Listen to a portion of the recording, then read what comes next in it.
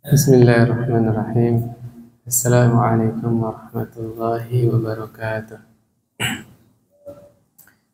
Alhamdulillah wassalatu wassalamu ala Rasulillah wa ala alihi wa ashabihi wa man wala ma ba'd. Qala Allah Ta'ala wa tazawwadu fa inna khairaz zadi taqwa. Allah Subhanahu wa taala berfirman, berbekallah kalian, maka sesungguhnya sebaik-baik perbekalan adalah takwa. Jamaah yang dirahmati Allah Subhanahu wa taala, sekarang kita akan membahas hadis yang ke-18. An Abi Dzarrin wa Mu'adz bin Jabal radhiyallahu anhuma. Dari Abu Dzar, salah seorang sahabat, dan Mu'adz bin Jabal. Jadi hadis ini diriwayatkan oleh dua orang sahabat yang mulia, radhiyallahu anhuma, semoga Allah meridai keduanya. Kata berdua ya, kata Mu'adz, kata Abu Dzar, anna Rasulullah sallallahu alaihi wasallam qala, sesungguhnya Rasulullah sallallahu alaihi wasallam bersabda, ittaqillaha haitsu ma kunta. Bertakwalah engkau kepada Allah dimanapun engkau berada. Subhanallah, ini kalimat yang singkat tapi dalam luas makna. Artinya, kewajiban bertakwa itu bukan hanya di masjid, ya, di rumah bertakwa, di kamar bertakwa, di pasar, di tempat kerja, di pabrik bertakwa kepada Allah Subhanahu wa taala. Berarti bagaimana itu politik identitas? Paham maksud saya? Saya tanya jamaah sekalian, adakah orang yang dengan sengaja melepaskan agamanya beberapa saat? Ada tidak? Gak ada. Murtad berarti, ya kan? Setiap orang itu melekat pada dirinya identitas. Ya, nggak bisa dipisahkan antara agama dan dunia.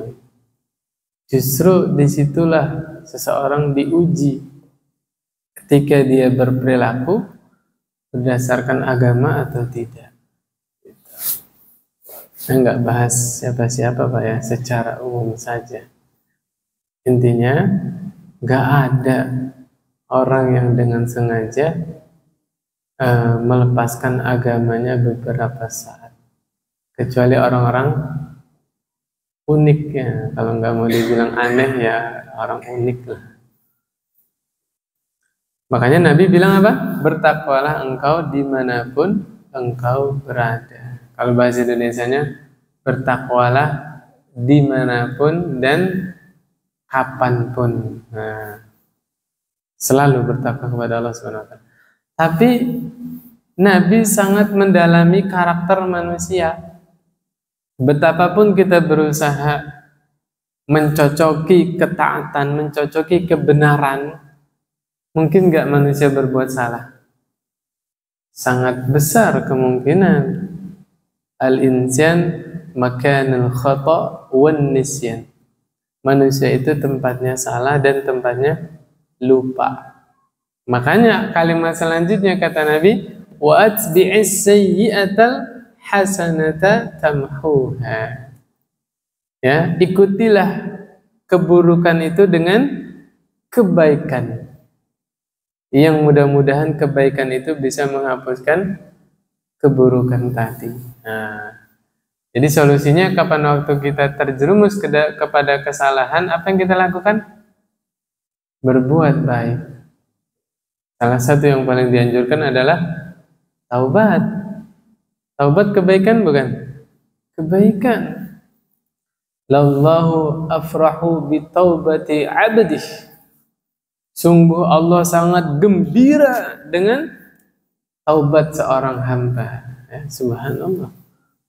Taubatnya seorang hamba bisa bikin Allah bergembira. Ya, tentunya gembiranya Allah sama gembiranya makhluk sama tidak?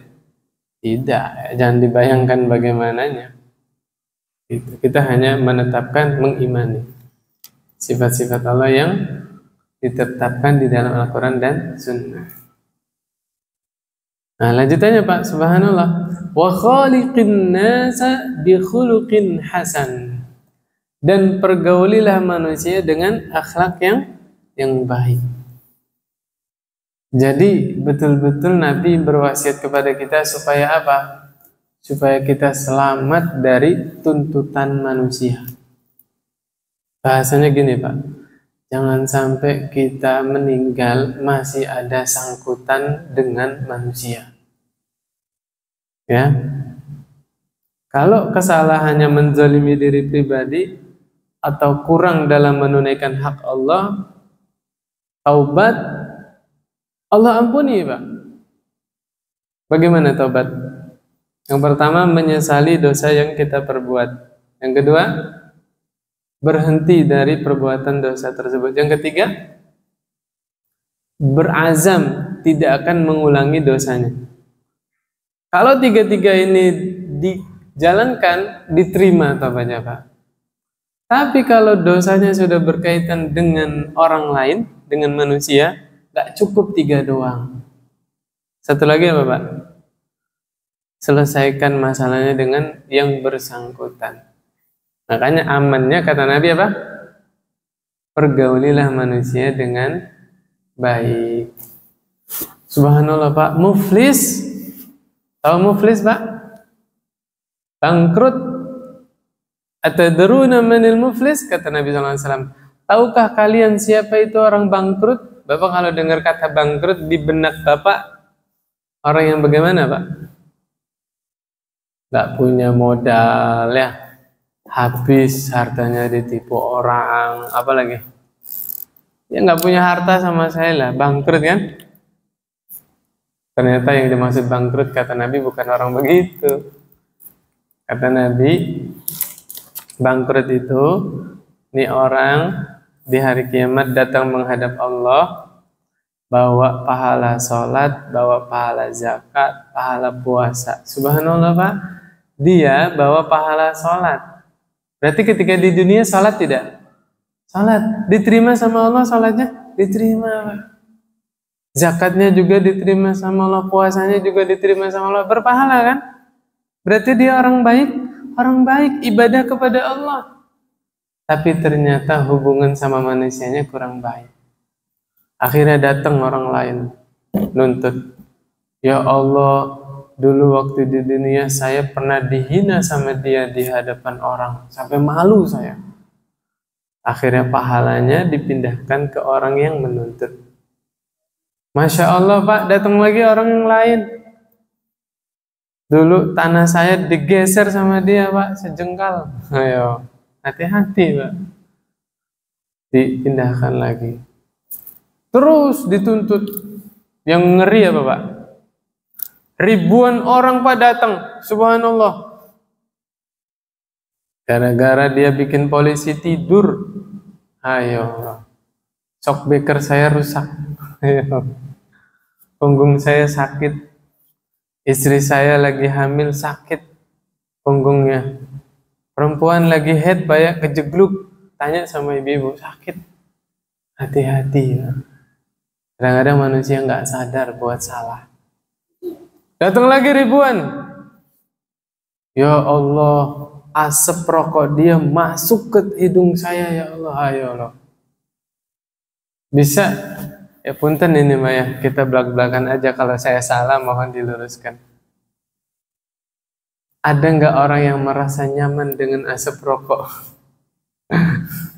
Ada nggak Pak? Dokter yang menganjurkan, Bapak kalau bisa sehari 3 bungkus, itu bagus. Ada nggak? Nggak ada. Nggak kebayang Pak berapa orang nanti yang datang menuntut, ya, yang merasa terganggu dengan asap rokoknya ya. La haula wala quwata illa billah. Apalagi ada orang-orang egois. Yang saya maksud yang mana Pak? merokok sambil berkendara. Subhanallah.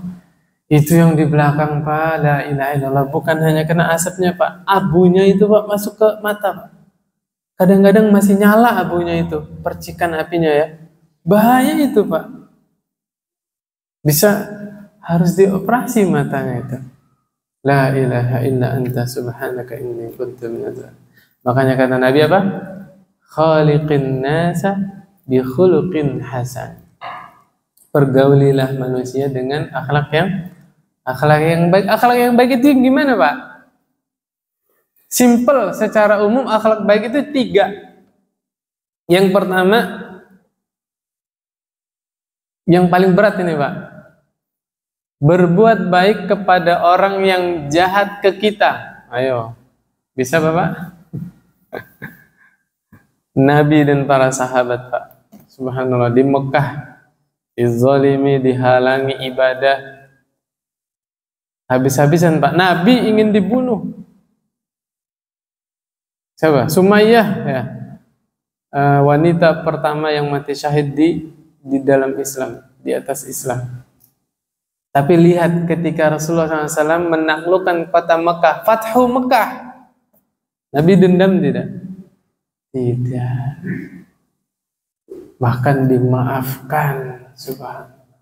Padahal kalau Bapak dengar sirah, ketika Nabi sujud di depan Ka'bah itu lagi sholat, apa yang diperbuat penduduk Mekah? Hah? Cari jeroan onta, Pak, onta yang baru disembelih itu, ada jeroannya kan? Ditaruh di sininya Rasulullah SAW. Nabi lagi sujud, Pak. Subhanallah. Kita pernah nggak digituin?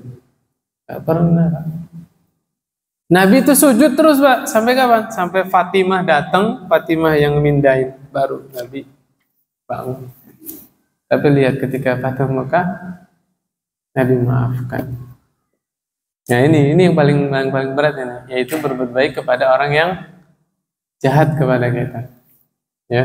Yang kedua, ini yang normal, yaitu membalas kebaikan orang lain. Wajar kan, Pak?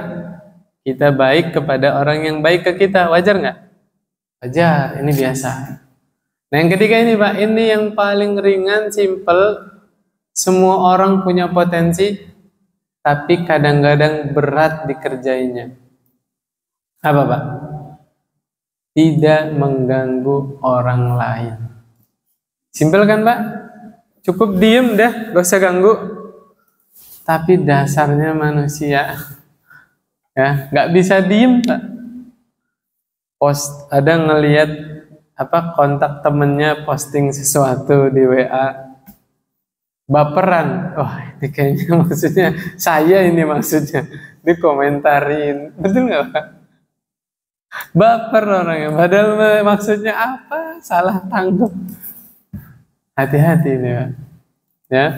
Atau nggak ada kaitannya dengan dia, tapi gatel, pengen aja ngomentarin postingan orang. Hati-hati. Tidak mengganggu orang lain. Baik tidak mengganggu dengan polisi tidurnya, atau tidak mengganggu dengan asap rokoknya, atau dengan yang lain. Ya, subhanallah. Termasuk Bapak misalnya rajin ngaji, baca Quran ya. Kalau baca Qurannya jam 12 malam pakai speaker, kebaikan bukan? Bukan. Nah, hati-hati ya. Makanya tadi saya bilang apa? Yang ketiga ini akhlak baik, tidak mengganggu orang lain. Simple kan? Cukup diam, cukup tidak melakukan, tapi sedikit yang bisa tidak mengganggu orang lain. Udah selesai, Pak, kajiannya. Nah, kita bahas sedikit-sedikit lah ya. Yang pertama, wasiat takwa ini adalah wasiat yang Allah wasiatkan kepada seluruh manusia. Manusia yang paling pertama, ya, awal sampai seterusnya. Mana dalilnya? An-Nisa ayat 131. Kata Allah SWT, وَلَقَدْ وَصَّيْنَا الَّذِينَ أُوتُوا الْكِتَابَ مِنْ قَبْلِكُمْ وَإِيَّاكُمْ أَنِ اتَّقُوا اللَّهَ. Kata Allah ya, dan sungguh benar-benar kami telah mewasiatkan kepada orang-orang yang diberi kitab. Min qablikum, sebelum kalian. Siapa? Ya, kaumnya Nabi Musa, kaumnya Nabi Ibrahim, kaumnya Nabi Nuh, semuanya diwasiatkan takwa. Dan kepada kalian, supaya kalian bertakwa kepada Allah Subhanahu wa taala. Berarti ini dahsyat ini Pak, perintah takwa. Karena Allah wasiatkan setiap umat, Allah wasiatin. Ganti nabi, ganti umat, Allah wasiatkan lagi. Sampai kepada kita ya, subhanallah. Adapun takwa secara bahasa ya, takwa itu adalah seorang hamba menjadikan sesuatu antara dirinya dengan sesuatu yang dia takutin, dia khawatirkan, yaitu dia menjadikan wiqayah, perlindungan, supaya terhindar dari atau terlindungi dari yang sesuatu yang ditakuti. Contoh Pak, contoh. Seseorang takut sama hujan, takut basah kan bajunya, dia pakai apa? Payung. Nah itu namanya bertakwa dari basah, dari hujan. Nah, berlindung kan? Nah, ini asal-asal bahasanya ya, takwa itu maksudnya apa? Atau di dalam peperangan seseorang menghindari serangan musuh ya, dari tombak, panah, pedang, pakai apa? Tameng. Tameng itu apa? Perisai. Nah itu maksudnya Pak. Maka orang yang takut dari siksaan Allah Subhanahu wa taala, dari marahnya Allah, murkanya Allah, dia bikin perlindungan supaya nggak dapat murka Allah, supaya nggak dihukum sama Allah. Dengan apa? Menjalani perintah Allah dan meninggalkan larangan-larangan Allah. Nah itu baru dinamakan takwa. Jadi selama ini kita nurut sama Allah, ya taat kepada Allah, menjalankan perintah Allah, meninggalkan larangan Allah atau menjauhi larangan Allah, supaya apa? Supaya selamat. Selamat dari neraka, dari azab Allah, dari siksaan Allah. Gitu. Jelas Pak ya? Jelas. Makanya kita dulu diajarin takwa, makna takwa dari SD. Apa Pak definisinya? Hah? Menjalankan semua perintah Allah dan menjauhi larangan Allah. Itu takwa kan? Nih Pak, dijelaskan di sini. Bima yahsulu kamalut taqwa. Bagaimana seseorang memperoleh kesempurnaan dalam takwa. Ya, fi'lul wajibat wa tarkul muharramat wasyubuhat. Takwa itu adalah menjalankan kewajiban, meninggalkan yang haram dan yang syubhat. Nah, ini. Kalau tadi definisi pertama menjalankan perintah ya, kewajiban, kemudian meninggalkan yang haram, larangan, itu masih takwa standar Pak. Naik lagi setingkat. Yang haram ditinggalin, yang syubhat juga ditinggalin. Nah, ini luar biasa. Contoh syubhat itu apa Pak? Saya kasih syubhat ya. Saya kasih syubhat. Kerja di bank konvensional boleh nggak Pak? Ayo, haram atau halal? Ada yang jawab haram gitu ya. Kan hukum asal riba haram kan. Tapi kan Ustadz, suami saya cuma satpam doang. Nggak ada kaitannya dengan tanda tangan apa, jual apa bahasanya, pinjam-pinjaman gitu ya. Ini kan satpam doang, jaga pintu. Nah, itulah syubhat. Kan contoh syubhat kan? Iya. Maka kalau dia bertakwa, dia lebih cari pekerjaan yang menenangkan hatinya. Gitu. Syubhat nggak Pak? Cari tahu sendiri ya. Boleh nggak kerja di bank, tapi jadi tukang rumputnya doang atau jadi apa satpamnya doang gitu kan? Karena saya akui bahwa tidak semua produk bank itu haram. Ada produk-produk yang halal. Contoh, Bapak transfer uang ke lain bank, kena charge berapa? Sekian ribu lah ya. Boleh nggak gitu? Boleh, halal itu Pak. Sama kayak Bapak minta tolong anterin uang. Dek, ini uang nih kasih ke Bapak itu ya. Adiknya dikasih sangu kan? Dikasih apa? Jajan. Nah, ini buat jajannya. Boleh nggak? Nah, sama transfer ke antar bank juga. Ada kena potongan gitu kan? Nah, memang nggak semua produk bank itu haram gitu. Ada yang halal juga. Gitu. Tapi yang mayoritasnya yang tidak sesuai dengan syariat ya haram tetap. Maka takwa yang naik lagi levelnya, di samping meninggalkan yang haram, dia juga meninggalkan yang syubhat. Ada lagi yang keren ya, lebih tinggi lagi. Wa rubbama dakhala fiha ba'da dzalik fi'lul mandubat. Ini orang kalau sudah meningkat takwanya, maka dia akan menjalankan yang mandubat itu bahasa Indonesia yang sunnah-sunnah, yang tidak wajib, mustahab bahasa fikihnya ya. Jangankan sholat 5 waktu, duha aja nggak pernah lupa. Nah ini udah naik tingkatnya. Ya, subhanallah. Sholat rawatibnya nggak pernah tinggal. Itu udah naik ketakwanya. Wa tarkul makruhat, dan meninggalkan yang makruh. Tuh Pak. Yang wajib, yang sunnah dikerjain, yang haram, syubhat, makruh ditinggalin. Subhanallah. Kadang-kadang orang ngeremehin Pak makruh. Wah ini cuman makruh ini. Coba kita tanya, makruh itu apa artinya? Dibenci. Dibenci siapa? Dibenci Allah. Mau dibenci Allah? Tanya sama orang-orang yang memandang remeh hukum makruh itu. Ya kan cuma makruh, nggak sampai haram. Kita tanya, ya makruh itu apa? Dibenci. Dibenci siapa? Dibenci Allah. Mau dibenci Allah? Enak kan Pak? Enak, giring aja ke sana. Nih kadang-kadang kita salah paham. Waktu itu udah saya sampaikan di sini kalau nggak salah ya. Banyak dalam hal para ulama menggunakan kata-kata makruh itu untuk hal yang haram. Ini haram nih, tapi sama ulama dibilang makruh. Tapi ulama yang lain tahu maksud makruh itu makruh haram. Makanya ada makruh tanzih, ada makruh tahrim. Makruh tahrim itu ya sama aja haram. Ya, nih contohnya nih. Bapak buka surah Al-Isra. Itu dari ayat 31 ya. Sebenarnya dari ayat 29.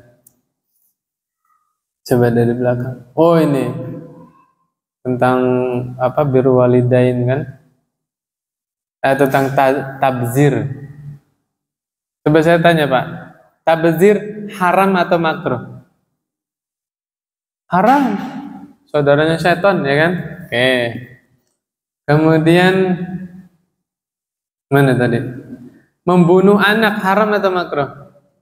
Haram. Ayat 31 ya. Al-Isra. Zina haram atau makruh? Haram. Ayat 32-nya. Kemudian membunuh orang, ayat 33, haram atau makruh? Haram. Tuh, haram ya kan? Di ayat 38 Allah bilang apa? Kullu dzalika kana sayyi'uhu 'inda rabbika makruha. Allah sebutkan nih, gak boleh bunuh anak, gak boleh zina, gak boleh membunuh orang, gak boleh. Allah bilang di 38 apa? Makruh.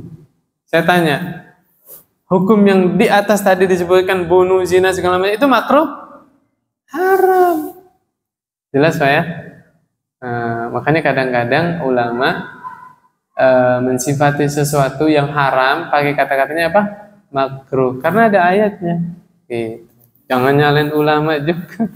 Sok-sokan nyalain ulama. Allah yang bilang ini.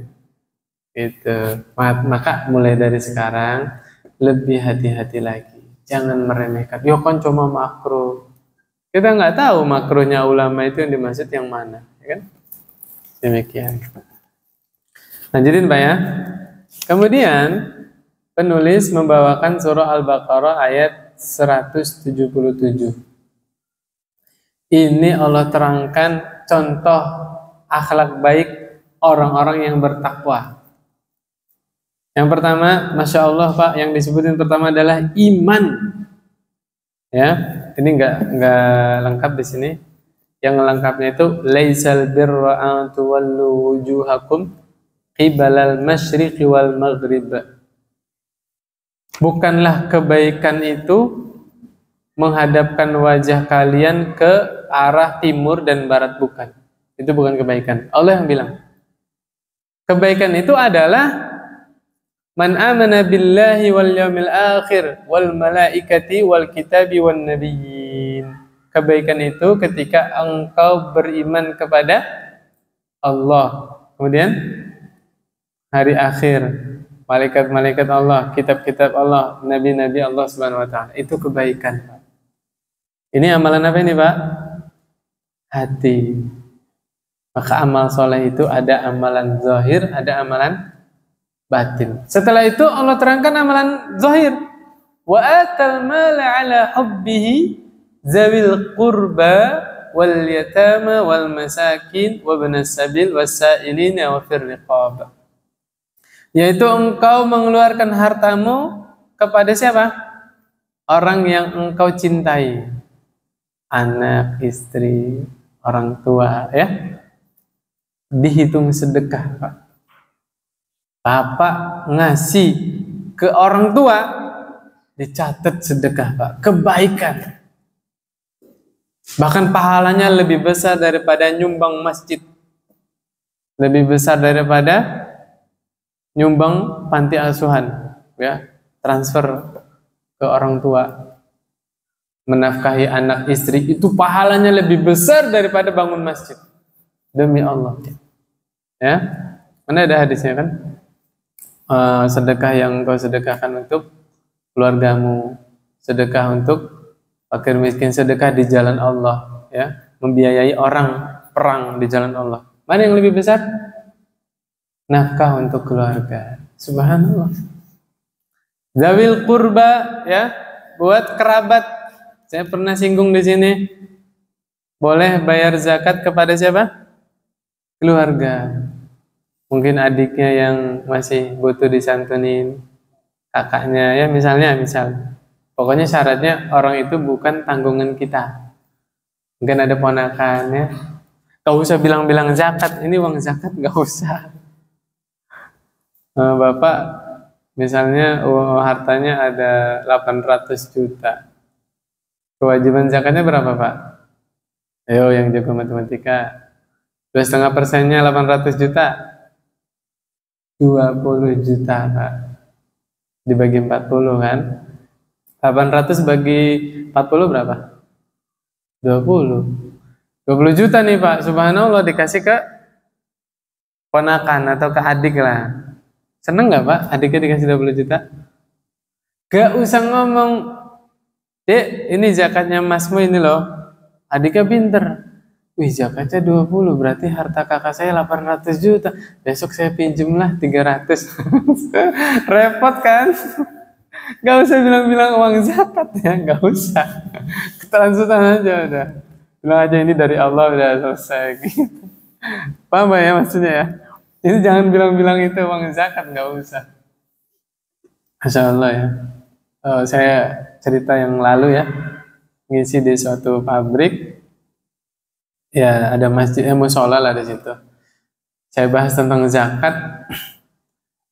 Habis pengajian, Pak, ada seorang pegawai deketin saya nanya, Ustadz, bayar zakat boleh dicicil nggak, Ustadz? Jadi dia hartanya ngendep ada 1 miliar, Pak. Zakatnya berapa 1 miliar? 25 juta. Jujur deh, Bapak ngeluarin 25 juta kontan, berat nggak, Pak?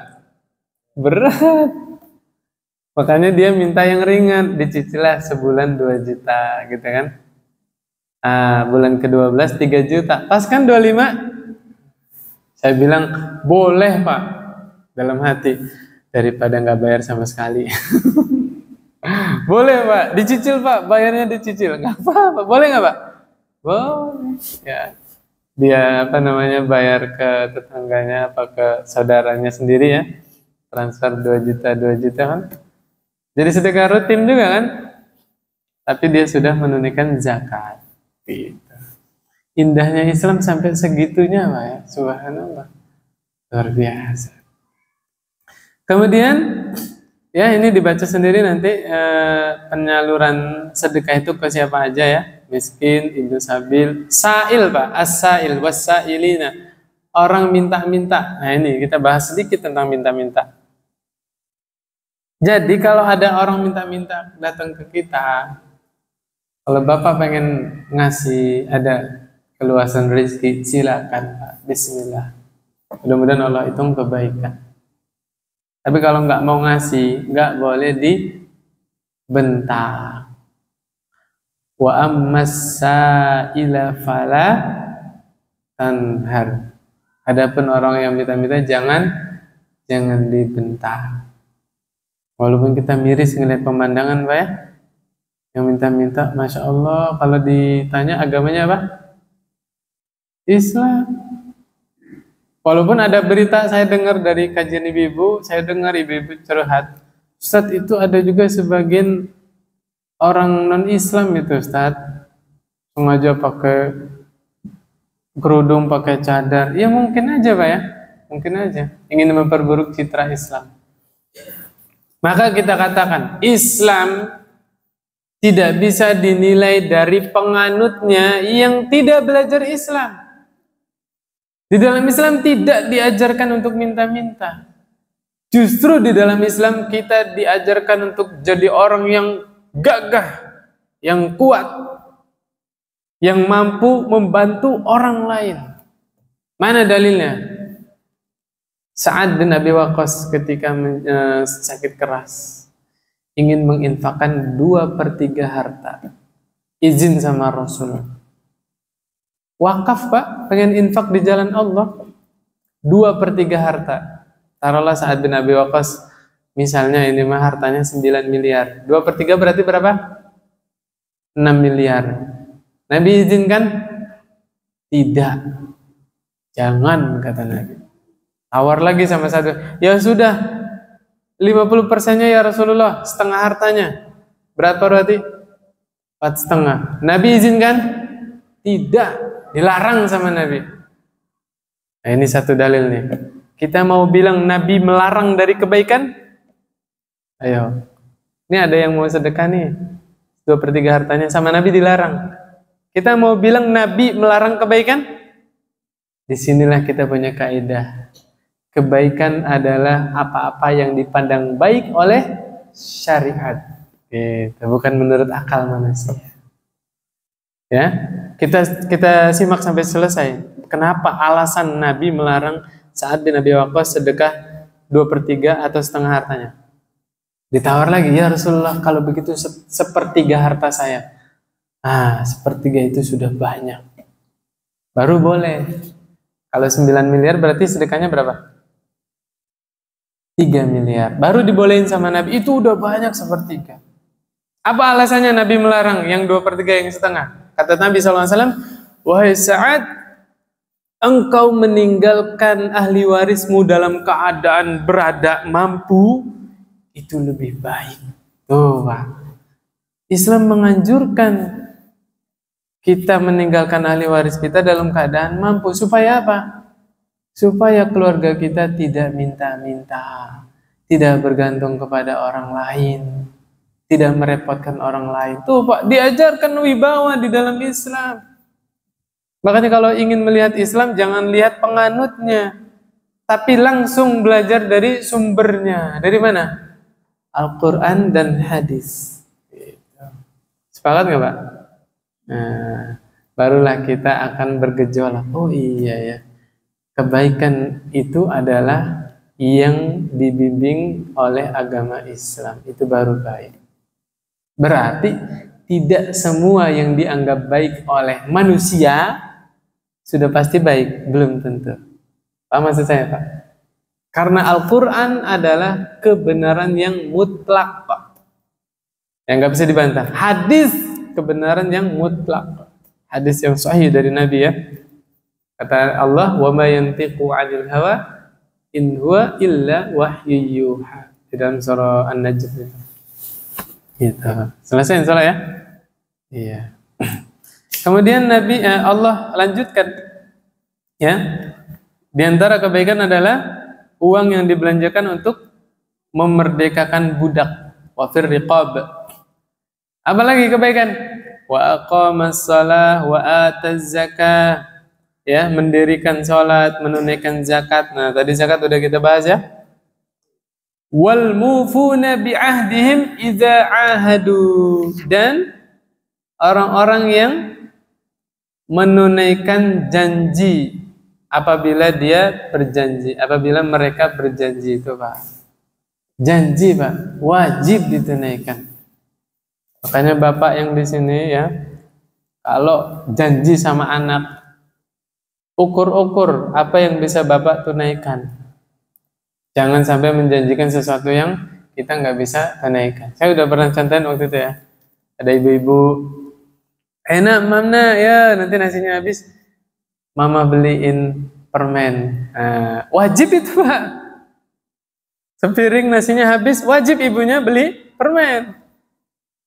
Makanya janji jangan yang ngawur. Bukan ngawur sih, maksudnya kayak kira-kira. Nah, ini nasinya habis, ibu ajak umroh. Nah, bingung deh. Harus ditunaikan kan? Iya. Terus gimana kalau nggak bisa? Bayar kafarot. Sama kayak kafarot sumpah. Misalnya ya, misal. Kan ada kalau orang-orang kaya mah janji sama anaknya, diajak jalan-jalan ke luar negeri, ya kan? Masya Allah, luar biasa. Nah, kalau kita nggak bisa menunaikan janji kita, bayar kafarot. Kafarot sumpahnya gimana? Yang pertama, kasih makan ke 10 orang miskin. Boleh masak sendiri ya, dibungkusin 10 bungkus ya, bagiin ke orang miskin. Atau kalau mau simple, beli, kasih bungkus 10 bungkus. Kasih ke orang miskin, atau kasih pakaian ke 10 orang miskin. Gak mesti baru, Bapak mungkin di lemari banyak pakaian yang udah gak muat ya, tapi masih layak pakai, kasih aja gak apa-apa, 10 orang miskin. Atau apa? Puasa 3 hari, tidak mesti berurutan, pokoknya 3 hari puasa. Nah, itu kafarah sumpah atau janji yang tidak ditepati. Gitu, Pak ya? Ya. Kemudian was-sabirina fil ba'sa'i wad-dharra'i wa hinal ba's. Dan di antara kebaikan itu adalah orang-orang yang sabar ketika apa? Ba'sa, apa Pak ba'sa? Melarat, Pak. Lagi miskin, Masya Allah. Ya, waktu itu saya udah pernah cerita di sini ya. Ada orang yang ngambil beras di warung, nyatet, Pak. Maksudnya apa nih nyatet? Hutang, Masya Allah. Makanan pokok, Pak, di zaman ini dia nggak kebeli. Ada nggak, Pak? Ada. Ya, subhanallah. Sabar dia, Pak. Daripada nyuri, ya kan? Daripada korupsi. Orang miskin ada korupsi, Pak? Orang miskin ada korupsi? Ada, Pak? Korupsi waktu, ya kan? Korupsi kan bukan apa namanya? Bukan uang doang. Nah, sholat harusnya sholat 4 rakaat berapa menit beres? 5 menit ya? Harusnya sholat isya itu 5 menit beres. Sholat sendirian ya. Ini 2 menit beres. Nah, korupsi nggak? Apa yang dikorupsi? Tumakninahnya, waktunya. Ya. Korupsi itu bukan korupsi uang doang ya. Itu. Wad-dharra, sabar ketika menderita. Menderita ya dikasih sakit sama Allah misalnya, atau ada musibah ya, kecelakaan atau dan yang lainnya. Wahinal ba's, sabar lagi di peperangan, Pak. Subhanallah, Pak. Perang itu kan orang mau bunuh kita kan? Kita suruh sabar, nggak boleh lari dari peperangan. Salah satu dosa besar apa? Lari dari peperangan. Kenapa dibilang dosa besar? Hah? Bisa merusak strategi kaum muslimin. Bisa akibatnya buruk, menghancurkan kaum muslimin. Bisa yang terbunuh banyak dari kaum muslimin gara-gara ngacak-ngacak strategi. Sabar. Padahal mau dibunuh kan? Tapi suruh sabar. Gitu. Apa kata Allah? Ulaikal ladzina shadaqu. Mereka lah orang-orang yang jujur, yang benar. Jujur apanya? Imannya. Makanya iman itu, Pak, dituntut sama Allah kejujurannya. Ya, setelah orang bilang amantu, aku beriman, buktiin keimanannya. Saya pernah baca di Kitabul Jami', ya, kitab penutupnya Bulughul Maram, ya. Itu bagus, itu dibahas, bagus itu. Ya mungkin selesai ini ya, atau selesainya kapan? Itu ada hadis walaupun dhaif, tapi sanadnya dhaif ya, tapi maknanya tidak bertentangan dengan ayat. Hadisnya begini, Pak. Tidak akan berkumpul pada diri seseorang dua hal. Apa, Pak? Iman sama sifat pelit. Gak akan berkumpul. Maknanya apa? Orang mukmin gak mungkin pelit. Nah, itu, Pak. Kenapa? Karena dia beriman bahwa ada hari akhirat. Ketika mengeluarkan sebagian hartanya di jalan Allah untuk kebaikan, Allah balas tidak? Dia beriman. Tuh. Gak bertentangan dengan apa? Surah Al-Hasyr. Surah At-Taghabun juga ada. Wa may yuqa shuhha nafsihi fa ulaika humul muflihun. Dan barang siapa yang Allah jaga dari sifat bakhil, dari sifat pelit, maka mereka lah orang-orang yang beruntung. Tuh, hadis tadi sanadnya dhaif, tapi lafaznya tidak menyelisihi ayat, tidak menyelisihi hadis yang sahih, maka bisa diamalkan. Itu. Intinya apa? Intinya begini, bahasa halusnya Mbak ya. Pelit itu bukan karakter orang mukmin. Nah, itu sudah halus banget itu. Kalau yang kasar, tidak beriman orang yang pelit. Oh, kasar banget. Kaget nanti marah. Siapa bilang saya pelit-pelit juga masih sholat, masih puasa? Pasti jawabannya gitu ya. Maksudnya tidak beriman di situ apa? Tidak sempurna keimanannya. Seakan-akan dia belum pernah dengar hadis Nabi. Ketika manusia bilang, mali, mali. Mali itu apa? Hartaku, hartaku. Bahasa kitanya, ini rumah saya, ini tanah saya, ini mobil saya. Gitu kan? Yang sana tuh saham punya saya. Apa kata Nabi? Harta manusia itu cuma 3. Sesuatu yang kita makan, habis. Yang kita pakai, usang, belel, lusuh. Yang kita sedekahkan, itulah yang kekal. Demi Allah, Pak, itulah harta kita yang sesungguhnya yang disedekahkan.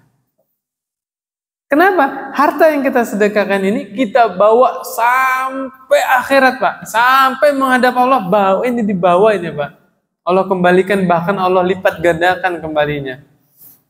Nah, berarti banyak manusia yang tidak sadar, hanya berangan-angan, berkhayal. Nih, bapak ini nih punya harta 3 miliar. Dia sayang-sayang kan? Pelit tuh sampai nggak mau dikeluarin. Besok meninggal. Saya tanya, Pak, 3 miliar ini rezeki bapak tadi? Bukan. Berarti angan-angan bukan? Angan-angan doang. Dia kira harta dia pegang. Lupa bahwa yang dia bawa sampai akhirat itu adalah yang dia sedekahkan. Sedekah ini luas, Pak ya. Nafkahin keluarga, ya kan? dikasih ke saudara, itu sedekah juga. Jadi jangan jumut dikira sedekah itu ngasih orang lain, ngasih saudara apa namanya? Justru lebih besar pahalanya daripada ngasih orang lain. Gitu. Ini kabar gembira buat bapak-bapak ya yang sudah capek cari nafkah selama ini, nasi yang bapak suapin ke anak bapak, ke istri, ternyata tidak sia-sia. Semua Allah hitung, ada hitung-hitungannya Pak, rinci, detail. Ya, subhanallah. Ternyata pahalanya lebih besar daripada bangun masjid, daripada bangun pesantren. Ya maksudnya gini loh, pahala bangun masjid itu besar nggak sih? Besar. Nah, kalau bapak belanjakan hartanya untuk keluarga, lebih besar lagi. Jangan salah paham, nanti dikira saya ngelarang nyumbang masjid lagi. Aduh, repot. Kadang-kadang ada jamaah yang negatif thinking aja. Ya harus diluruskan juga ini ya. Gak ada yang ngelarang kebaikan ya. Nabi juga tadi yang ngelarang Sa'ad bin Abi Waqqas. Kalau yang dengar hadis itu negatif thinking kan, nah, jadi masalah lagi. Padahal ada kelanjutan hadisnya. Maksudnya apa ada di situ. Demikian ya. Ya kita lanjutin. Penutup ayatnya kata Allah, ulaika humul muttaqun. Mereka lah orang-orang yang bertakwa. Ya tadi yang disebutkan, yang iman kepada Allah, hari akhir, malaikat, kitab, nabi, qada dan qadar. Ini di ayat lain ya Pak ya. Di ayat sini nggak ada tadi. Kemudian yang sedekah, yang nggak pelit. Kemudian yang sholat, zakat, menunaikan janji, apalagi? Sabar. Mereka yang punya karakter semua itu adalah orang yang bertakwa. Ya, Masya Allah. Nih Pak, lanjut Pak. Umar ibnu Abdul Aziz. Siapa ini Pak? Cicitnya Umar. Nah, ya. Jadi Umar anaknya Abdul Aziz. Abdul Aziz ini cucunya Umar ibnu Khattab. Baru nyambung Pak ya. Masya Allah Pak. Kebiasaan orang soleh terdahulu kasih nama cucunya itu dengan nama kakeknya. Ya. Kasih nama anaknya itu dengan nama bapaknya. Ada cucunya Rasul namanya Zaid. Zaid bin Ali bin Husain bin Ali bin Abi Thalib. Cucunya Rasul kan? Dari jalan anaknya Rasul siapa? Fatimah. Jadi biasa. Nanti bapak nama ayahnya bapak siapa? Misalnya Hasan misalnya. Wah saya punya anak namanya Hasan. Nggak apa-apa. Ya, Masya Allah. Bangga dengan ayahnya. Apalagi namanya nama-nama orang-orang soleh ya. Subhanallah. Apa kata Umar bin Abdul Aziz? Laisa taqwallahi bisiyamin nahar wala qiyamil lail wa takhliti fima baina zalik. Ya. Takwa itu, yang dimaksud takwa bukanlah sholat malam, bukan orang yang puasa di siang hari. Siyam ya, qiyam. Siyam itu berarti orang yang banyak puasa. Qiyam juga orang yang sering tahajud. Bukan. Dan takwa itu bukanlah orang yang melakukan keduanya. Rajin puasa sunnah, rajin sholat malam. Bukan. Walakin taqwallahi tarku ma harramallah wa ada'u ma iftaradallah. Tapi takwa itu adalah meninggalkan yang haram dan menunaikan yang wajib. Tuh Pak. Ada nggak Pak orang yang sholat malam tapi doyan gosip, riba? Banyak. Ada orang yang rajin puasa sunnah tapi tetap makan riba. Belum bertakwa. Kata Umar bin Abdul Aziz, takwa itu adalah meninggalkan yang haram, menunaikan yang wajib. Ada lanjutannya, kata Umar bin Abdul Aziz, "Faman ruziqa ba'da dzalika khairan, fahuwa khairun ila khairin." Siapa yang Allah beri rizki, yaitu dia, maksudnya gini Pak, dia sudah meninggalkan haram, sudah menunaikan yang wajib, Allah tambah Pak rizkinya, yaitu dia yang syubhat ditinggalin juga, yang makruh ditinggalin juga, yang sunnah-sunnah dikerjain juga, maka itu adalah kebaikan di atas kebaikan. Gitu. Kadang-kadang Pak, syaitan kasih syubhat kepada manusia, ya, apa namanya, rajin, semangat mengerjakan sunnah-sunnah, tapi yang wajib ditinggalin. Na'udzubillah min dzalik. Ada seorang bapak misalnya, rajin pengajian, rajin sholat berjamaah, tapi keluarganya tidak dinafkahi. Ada nggak Pak? Ada. Ini salah satu contoh aja Pak ya. Kena syubhat, kena talbis iblis dia. Suruh sabar istrinya, suruh minta sama Allah. Lah memang ada hujan beras Pak dari langit, ada nggak Pak? Kan orang awam aja ngerti beras itu dibeli pakai uang. Uang itu dicari, diusahakan. Saya tanya Pak, Bapak sholat tahajud 1 bulan nggak ada putus-putus, langit bisa turun emas? Nggak ada Pak. Allah itu sudah takdirkan kejadian di alam semesta ini ada sebab dan akibat. Itu paham maksud saya Pak ya? Yang kemarin itu saya marah-marah itu pengajian habis maghrib. Semangat saya bilang, sampai saya paling kesel sama suami-suami yang tidak sholat. La ilaha illallah. Istrinya mah jaga sholatnya, anaknya diajarin sholat, diajarin ngaji. Bapaknya tidak sholat Pak. Sampai bilang apa? Ya, suami saya ini nggak sholat Jumat kecuali diajak sama anaknya. Allahu Akbar. Kadang-kadang manusia itu lelah Pak. Cari nafkah capek kan, futur. Lupa tujuan dia diciptakan di dunia untuk apa. Allahu Akbar. Coba deh kembali ke surah Al-Qasas itu. Ayat berapa saya lupa. Wabtaghi fima atakallaha ad-daral akhirah wa la tansa nasibaka minad dunya. Apa kata Allah? Ini bantahan. Ada hadis, bukan hadis palsu ya. Itu bukan hadis, tapi dikira hadis. Tahu nggak Pak yang mana? Kejarlah akhiratmu seakan-akan engkau mati besok. Dan kejarlah duniamu seakan-akan engkau hidup selamanya. Pernah dengar nggak Pak? Itu bukan hadis Pak. Cari, cek.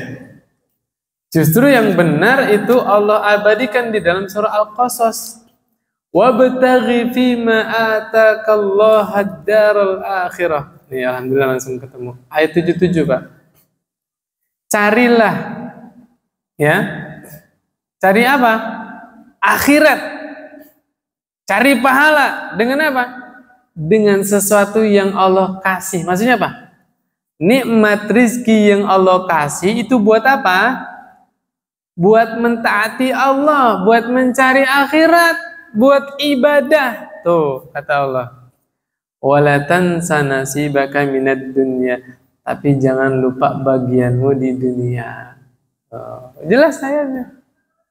Kalau ada ayat nggak usah pakai riwayat-riwayat yang belum jelas itu dari mana. Jadi yang benar ini, kita punya rizki, punya nikmat, nomor 1 buat ibadah, buat mentaati Allah. Tapi kita juga jangan lupa bagian kita di dunia. Maksudnya apa? Tidak tercela jadi orang kaya.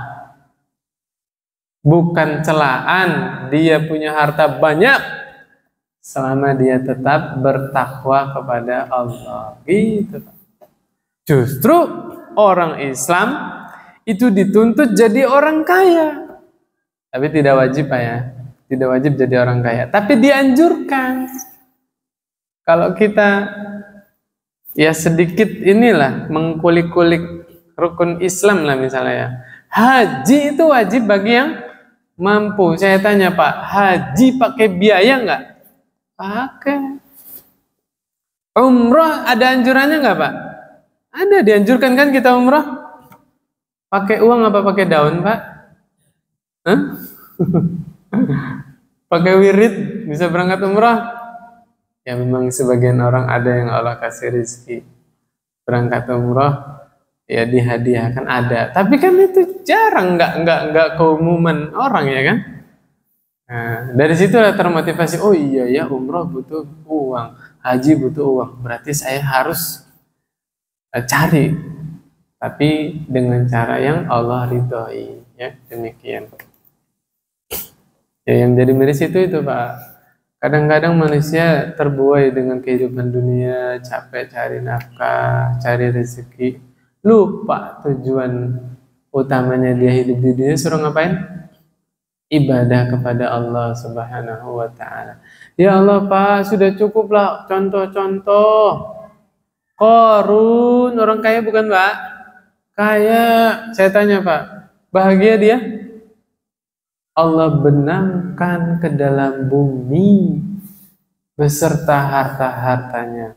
Itu Korun loh Pak, kaya. Ujung-ujungnya Allah benamkan. Lah ini bukan Korun, bukan orang kaya, terus nggak sholat. Paham maksud saya Pak? Allahu karim. Kasihan. Dia cari dunia capek-capek, dapat nggak seberapa, ditambah lagi nggak sholat. La ilaha illallah. Ya.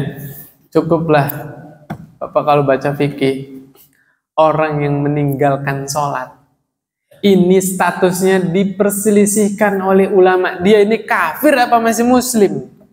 Diperselisihkan Pak. Maksudnya itu sudah menjadi campuk buat orang yang mau meninggalkan sholat. Mikir-mikir, loh kalau nggak sholat statusnya ulama itu khilaf. Pun yang tidak mengkafirkan, ya, punten nih Pak ya. Jadi kemana-mana pembahasannya. Tapi kan sholat juga bagian dari takwa ya. Orang yang meninggalkan sholat, ya, termasuk Imam Syafi'i, itu tidak mengkafirkan. Ya, Abu Hanifah, Imam Malik, dia masih muslim. Tapi diminta taubat. Kalau dia taubat, sholat, selesai urusan. Kalau dia nggak mau tobat, dipenggal Pak. Yang menggal pemerintah yang sah tuh Pak. Bukan karena murtad, bukan karena kafir, karena dia melanggar aturan Allah. Tuh, segitunya Pak. Karena ulama sepakat dosa meninggalkan sholat itu lebih besar dari saja berzina, membunuh, durhaka sama orang tua. Besar Pak dosa meninggalkan sholat. Ini harus dipahami oleh para suami, para kepala rumah tangga. Jangan sampai meremehkan sholat.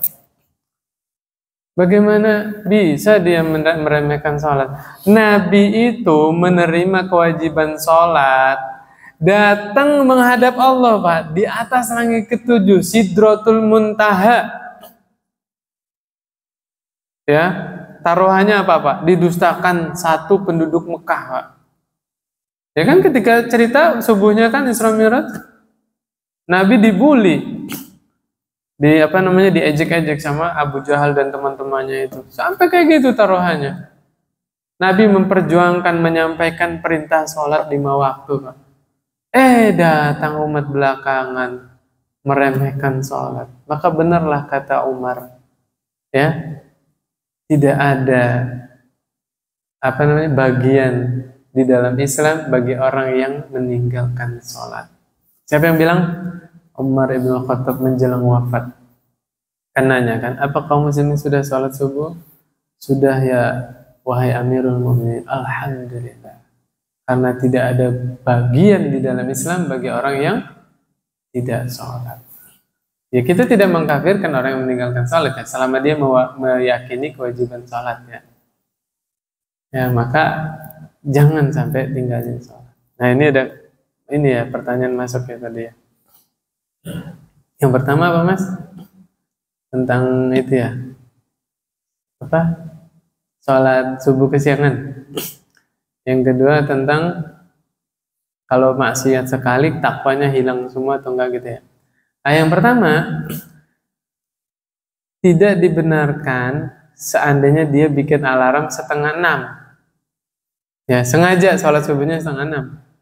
Nah, itu salah juga kan? Mungkin ya, karena aduh saya jam 1 baru tidur. Ya, alarmnya 5:30 misalnya. Nah, itu nggak dibenarkan. Tapi kalau dia sudah berusaha tidurnya di awal, sebelum tidur mungkin wudhu segala macam ya. Qadarullah bangun 5:30 ya sudah. Itu sudah bertakwa semampunya gitu. Jadi bagaimana dulu keadaannya gitu Mas ya. Adapun misalnya dari kebiasaan ya kembali ke orangnya masing-masing gitu. Ya kalau dibandingkan sama suami yang tadi tidak sholat, mendingan ini kan ya masih sholat kan walaupun 5:30 gitu ya. Tapi saya kira orang mukmin yang berusaha menyempurnakan keimanannya pasti ada perbaikan, pasti ada usaha menuju kepada yang baik. Prinsipnya gini, mungkin nggak Allah memerintahkan sesuatu di luar kemampuan kita? Mungkin nggak? Tidak mungkin. Ketika Allah mewajibkan sholat 5 waktu, berarti pada dasarnya manusia itu mampu nggak mengerjakan sholat 5 waktu? Mampu. Gitu. Ketika Allah mewajibkan wanita keluar rumah harus berjilbab, nutup auratnya, berarti wanita itu mampu nggak menjalankannya? Mampu. Karena prinsipnya tidak mungkin Allah membebani manusia di luar kemampuannya. Bapak-bapak sudah hafal? La yukallifullahu nafsan illa wus'aha. Udah hafal semua. Ini pertanyaan pertama Mas ya. Mudah-mudahan nggak puas biar nanya lagi ke ustadz yang lain. Yang kedua, apa tadi? Seseorang yang bermaksiat ataukah langsung hilang takwanya? Ini udah dijawab. Wa atbi'is sayyi'ata hasanata tamhuha. Ikutilah kemaksiatan dengan ketaatan. Mudah-mudahan ketaatan itu bisa menghapus kemaksiatan tadi. Cuma dirinci lagi nih maksiatnya apa dulu. Kalau maksiatnya pembatal keislaman, ya apa? Sujud kepada kuburan, minta kepada kekuburan, ya gimana itu? Nah, maka belajar supaya tidak terjerumus ke dalam kesyirikan yang kita nggak tahu kalau itu syirik. Gitu. Secara umum namanya iman itu bertambah dan berkurang. Bertambah dengan ketaatan, berkurang dengan kemaksiatan. Jadi nggak otomatis langsung murtad, langsung hilang. Enggak. Begitu juga ketakwaan. Bertambah dengan ketaatan, berkurang dengan kemaksiatan. Tadi saya bilang, tidak semua produk dari bank haram. Itu jawabannya. Ya, yang haram ya ketika akadnya diharamkan syariat. Gitu. Termasuk uang misalnya dicetak sama bank gitu kan, BI misalnya. Haram nggak? Tidak. Gitu jawabannya, tidak semua produk yang sebenarnya gini loh.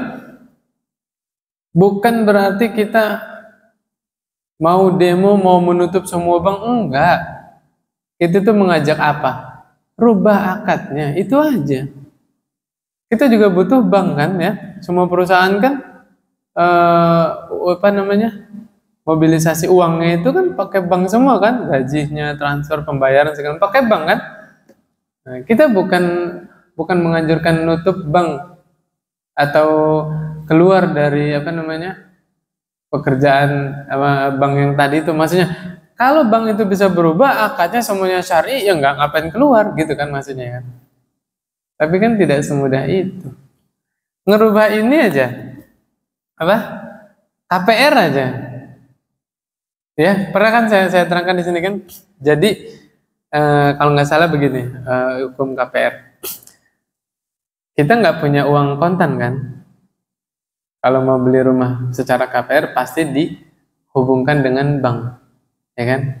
Harapan kita tuh kita nyicil ke bank itu maksudnya nyicil rumah, gitu kan? Seandainya akadnya bank ini beli rumah ke developer, gitu ya. Jadi rumahnya punya bank kan? Nah kita beli rumahnya ke bank dalam dengan cara nyicil, halal nggak rumahnya Pak? Halal. Rumahnya sudah jadi milik bank kan? Kemudian kita beli rumahnya ke pihak bank. Pertanyaannya, ada yang model begitu akadnya? Ayo, yang udah-udah gimana akadnya? Bank mentransfer sejumlah uang ke kita. Berarti kan minjemin uang.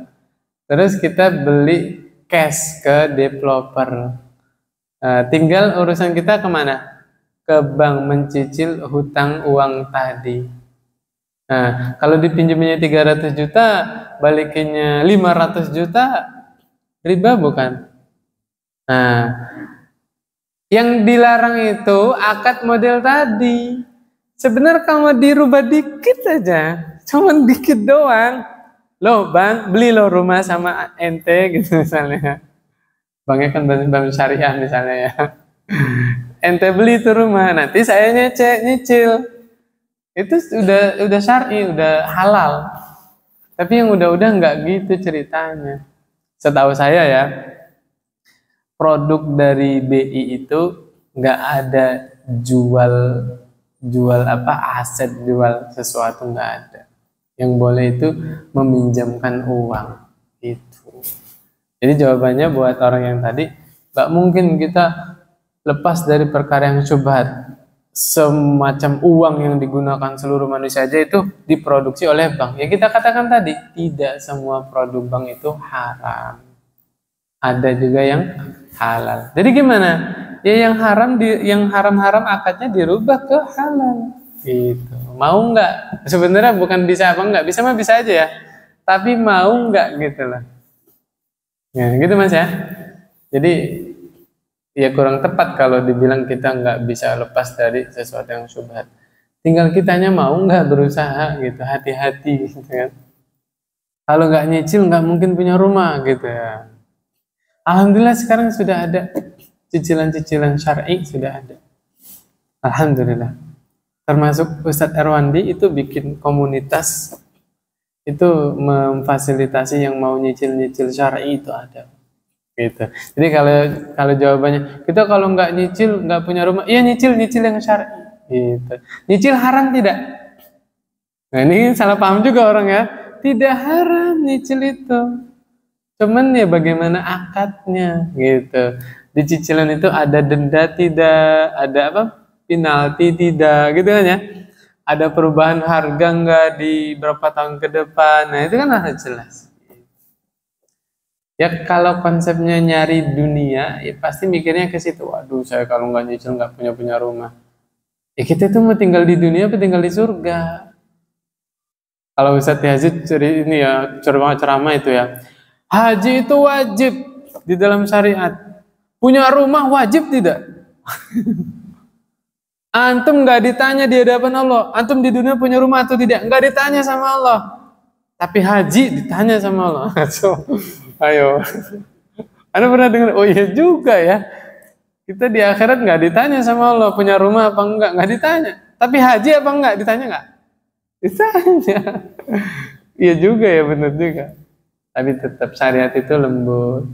Haji itu bagi yang mampu.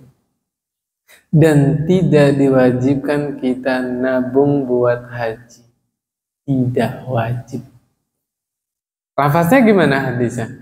Man istata'a, ya kan? Gimana?